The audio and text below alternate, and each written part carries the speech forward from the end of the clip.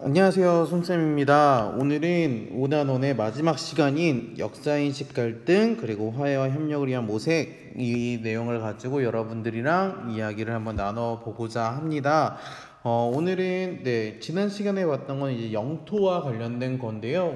오늘은 이제 역사인식, 어떤 역사인식을 가지고 있는지, 어떤 갈등을 갖고 있는지 가지고 한번 여러분들이랑 이야기를 나누면서 5단원을 마무리해 보도록 하겠습니다. 수업 시작할게요. 네, 첫 번째는 그렇죠. 일본의 역사 교과서 왜곡 문제입니다.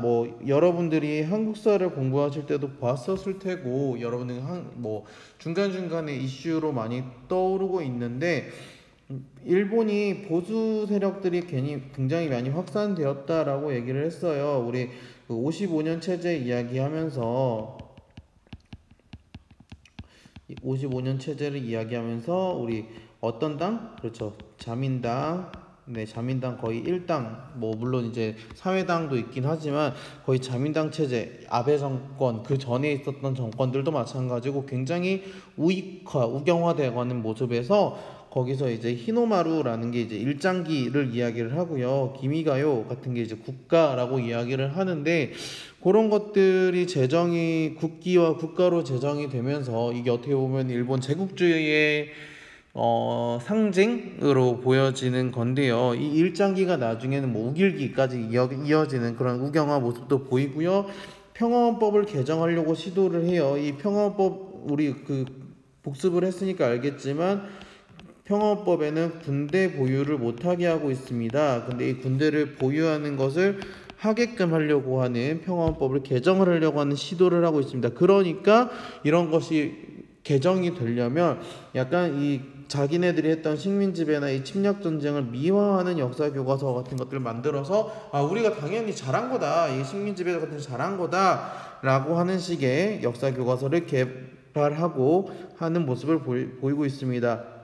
아래 이제 자료 같은 경우에는 둘 다 태평양 전쟁에 관해서입니다. 태평양 전쟁과 관련된 사료인데요. 일본 교과서 것만 간단하게 살펴보면은요, 자기네들이 손해를 입혔다라는 건 얘기하는데 여기 나와 있는 이 전쟁을 자위의 전쟁이라고 이야기를 한다라고 얘기를 합니다. 왜 자위의 전쟁? 자위 그대로 해석을 하면요, 자신을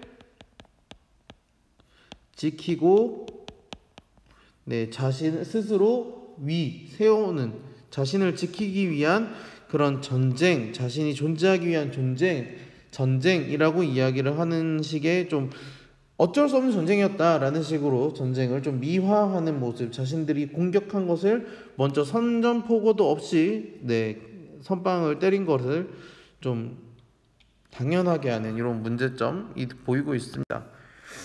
두 번째로 이야기를 할 거는 바로 위안부 문제입니다. 위안부 문제 같은 경우는 여러분들이 너무나도 잘 알고 있죠. 소녀상 이야기도 나오고 위안부가 무엇인지는 여러분들이 다 알고 있으리라고 생각을 해요. 그 가운데서 1991년에 어떻게 이게 이슈화 됐는지를 먼저 여러분들이 보시면 될 것 같아요. 김학순 할머니가 1991년에 증언을 합니다. 그러면서 일본 정부가 고노다마를 통해서 공식적으로 사과를 하죠. 이게 바로 이제 고노다마의 내용이라고 보시면 되겠습니다. 근데 이 당시 고노가 이제 일본 총리예요. 일본 총리. 55년 체제 무너지고 나서 있었던 공식 사과가 있었는데 2015년에 외교장관 협의한다고 하면서 굉장히 과거 청산을 하고 회피하고 있다는 비판을 받고는 있지요. 그래서 여러분들 매주 수요일마다 위안부 할머님들이 그리고 그 관련된 이제 단체들 시민단체들이 수요일마다 일본 대사관 앞에서 수요 집회를 하고 있습니다.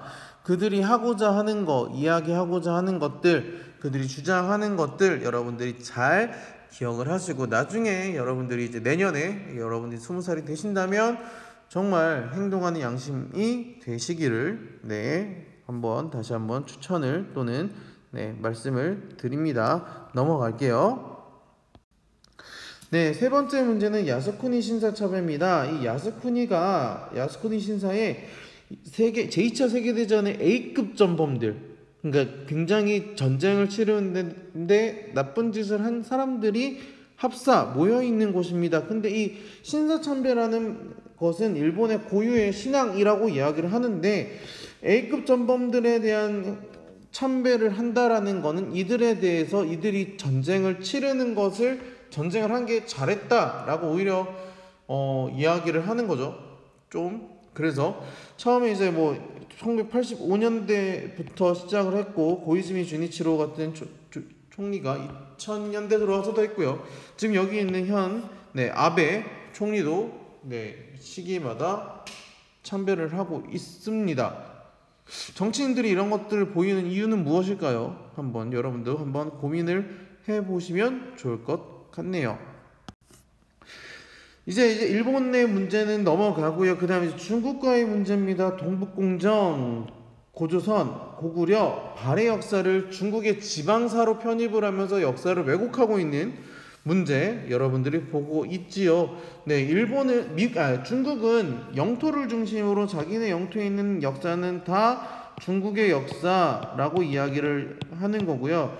우리는 한반도에 있는 한민족의 역사를 우리나라 역사로 보고 있습니다. 그래서 역사를 보는 시각에서 차이가 나서 이 고조선, 고구려, 발해도 자신들의 역사다라고 이제 왜곡을 하고 있는 거죠. 진짠가요? 중국의 지방사라고 여러분들이 생각을 하시나요? 글쎄요, 저는 아니라고 생각을 하는데, 그러면서 이제 현재는 이 논의가 종료가 됐지만 이쪽에서는 굉장히 이런 역사를 왜곡하는 서적들이 많이 현찬이 되고 있는 것도 사실입니다. 그런 것들도 여러분들이 잘 챙겨봐 주시길 드릴게요. 오늘의 퀴즈입니다. 2020년에는 여러분들이 꼭 바로잡고 싶은 것, 여러분들 개인적인 얘기들이 있을 수도 있고요. 여러분들이 사회적인 이슈들을 바로잡고 싶은 것들도 있을 겁니다. 여러분들이 2020년에 꼭 바로잡고자 하는 것들이 무엇이 있는지 한번 이야기를 나눠보시면 좋을 것 같습니다. 지금 여러분들이 이야기하는 게 이 역사 왜곡 또는 지난 시간에 했던 영토에 대한 분쟁, 이런 것들을 바로잡기 위해서 여러분들이 지금 공부를 하고 있는 거니까요. 넘어갈게요. 그럼 역사 문제 해결을 위한 국제적으로 같이 어떻게 하고 있는가? 일본의 역사 왜곡 같은 경우에는 이제 시민단체들이 수정을 요구하거나 우익교과서 채택을 저지하는 운동을 하고 있고요. 그리고 위안부 문제를 해결하기 위해서 아시아 연대회의라는 단체가 만들어져 있다 정도 여러분들이 정리를 해 두시면 좋겠고요. 미국 의회에서도 일본군 위안부 결의안이 만들어집니다. 그래서 여러분 영화 중에 이제 I Can Speak 같은 영화를 보시면 I Can Speak에서 이 일본군 위안부 결의안과 관련된 내용을 주제로 해서 영화화 했지요. 나중에 시간 되시면 여러분들이랑 쌤이랑 한번 같이 보는 시간을 가졌으면 좋겠네요. 넘어갈게요. 그리고 역사 공유, 인식 공유를 위한 역사 대화라고 했을 때 일본이 역사 왜곡을 하고 있으니 공동의 역사 교재를 만들자, NGO 비정부 기구를 만들자, 그 공동 연구를 하자 등등의 여러 가지 역사적인 대화를 현재적으로 실시는 하고 있지만 아직 민감한 그런 부분, 특히 독도라든지 아니면 동북공정과 관련해서는 조금 그 일치된 견해가 나오지 않고 있다는 게 큰 한계점으로 제시가 되고 있네요. 오늘은 역사와 관련된 이야기를 하고 있었습니다. 여러분들 기억하시나요? 역사와 관련된 이야기. 우리나라와 일본 간의 문제에서 있었던 거, 역사 교과서,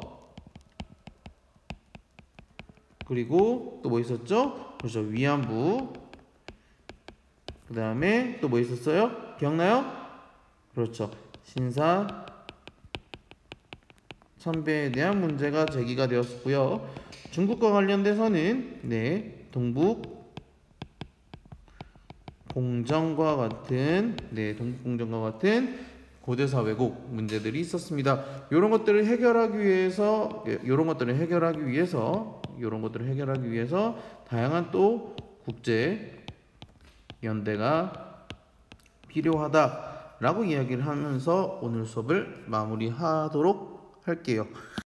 고생 많았고요. 5단원 여기까지가 아마 1차 지필평가 시험 범위일 것으로 예상을 하고 있습니다. 여러분들이 잘 정리하셔서 지필평가 준비도 잘 하시기를 부탁드릴게요. 고생 많았습니다.